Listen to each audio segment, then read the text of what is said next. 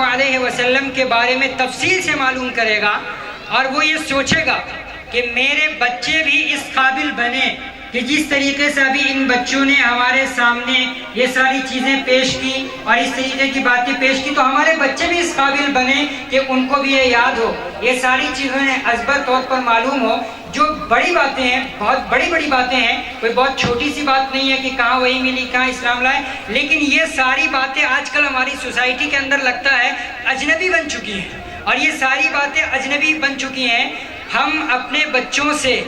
فلمی گیتوں کے بارے میں، فلمی نغموں کے بارے میں، فلمی ایکٹرز کے بارے میں، اس کے پرائز کے بارے میں، کرکٹرز کے بارے میں بہت ساری چیزیں پوچھتے ہیں، اور اس پر ہمیں فخر ہوتا ہے کہ ہمارے بچوں کو فلمی ہیرو میں کنہیں کون سا ایوارڈ دیا گیا اور کنہیں کیا ملا۔ ان ساری چیزوں پر ہم بہت خوش رہتے ہیں، لیکن بڑا افسوس ہوتا ہے کہ ہمارا ذہن یا ہماری